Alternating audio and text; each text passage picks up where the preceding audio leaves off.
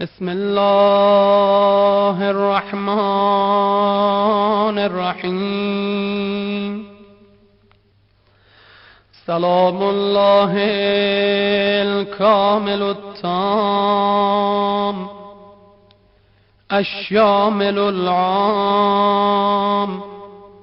وصلواته الدائمة وبركاته القائمة التامة على حجة الله ووليه في أرضه وبلاده وخليفته على خلقه وعباده، وسلالة النبوة وبقية العترة والصفوة، صاحب الزمان ومظهر الإيمان وملقن أحكام القرآن ومطهر الأرض وناشر العدل في الطول والعرض، والحجة القائم المهدي الإمام المنتظر المرضي، وابن الأئمة الطاهرين، الوصي ابن الأوصياء المرضيين الهادي المعصوم، ابن الأئمة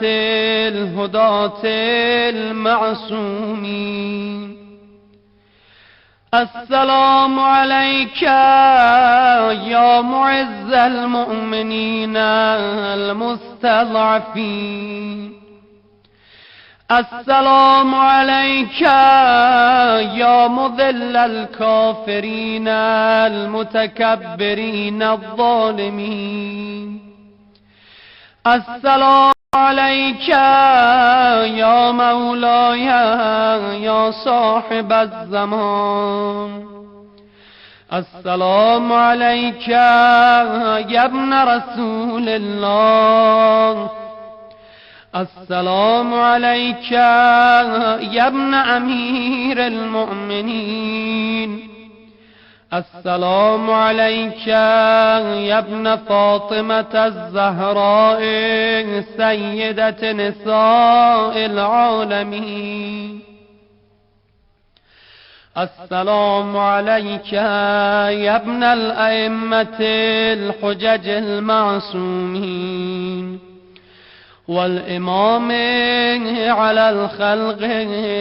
أجمعين. السلام عليك يا مولاي، سلام مخلص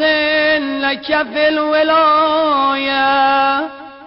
أشهد أنك الإمام المهدي قولا وفعلا، وأنت الذي تملأ الأرض قسطا وعدلا بعدما ملأت ظلما وجورا، فعجل الله فرجك وسهل مخرجك وقرب زمانك وكثر أنصارك وأعوانك، وأنجز لك ما وعدك، فهو أصدق القائلين. ونريد أن نمن على الذين استضعفوا في الأرض ونجعلهم أئمة ونجعلهم الوارثين. يا مولاي يا صاحب الزمان يا ابن رسول الله، حاجتي ظهورك فاشفع لي في نجاحها، فقد توجهت إليك بحاجتي، لعلمي أن لك عند الله شفاعة مقبولة ومقاما محمودا، فبحق من اختصكم بأمره وارتضاكم لسره، وبالشأن الذي لكم عند الله بينكم وبينه،